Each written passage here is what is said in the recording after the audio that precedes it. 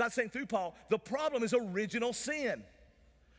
Now, theologically, original sin does not refer to the very first sin. The very first sin was Lucifer being cast out of heaven because he rebelled against God. That's recorded in Isaiah. That's the first sin. The original sin theologically refers to the consequences of sin that are given to all mankind because of Adam's sin. I like to refer to it as inherited sin because we inherited it.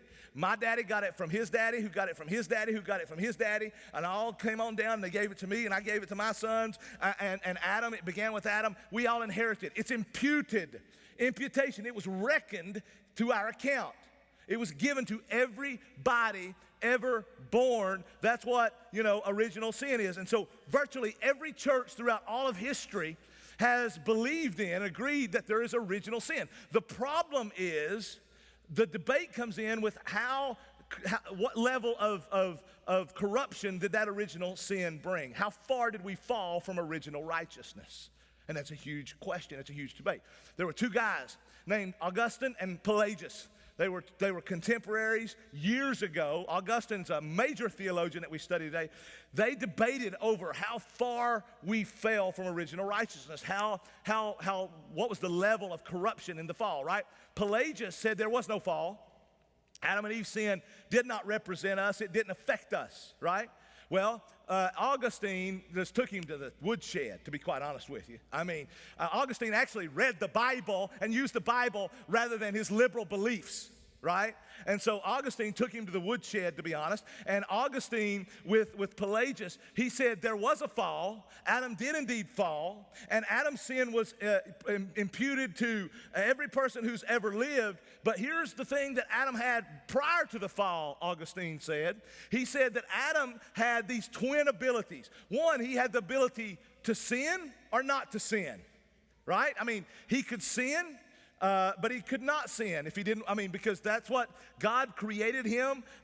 He was not morally corrupt. He had no inherited sin. And so therefore, because he wasn't corrupt, he could not sin or he could sin.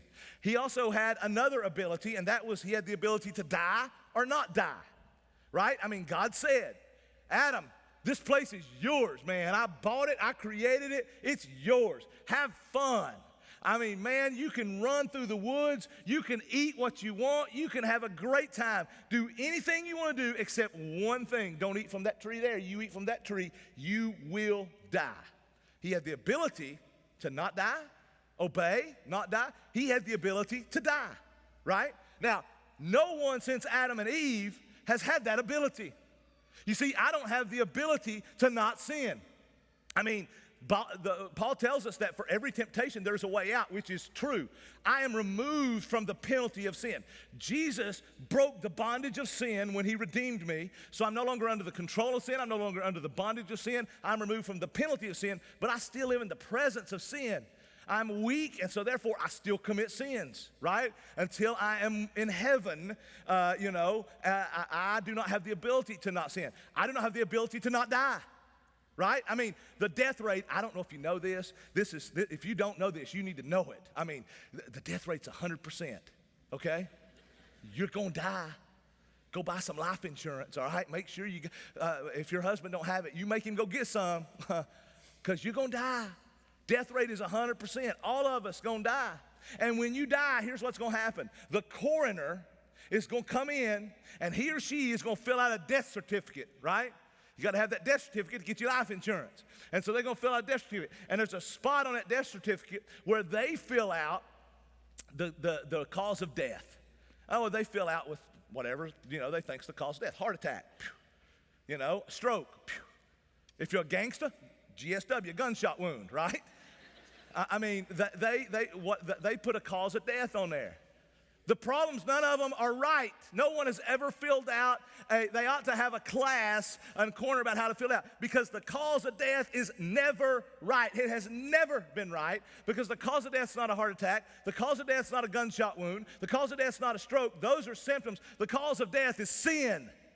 That's what you ought to have put on your death certificate. When I die, I want sin put on my death certificate. That's why I died. That's why it's your enemy, okay? Sin is your enemy. So listen, Everybody dies. Why? Because of sin. We don't have the ability to not die. Adam did. We don't have the ability to not sin. Adam did. But here's the cool thing. In heaven, the curse will be reversed. The curse will be reversed. In heaven, I will not have the ability to sin. I will not have that ability in heaven. In heaven, I will not have the ability to die.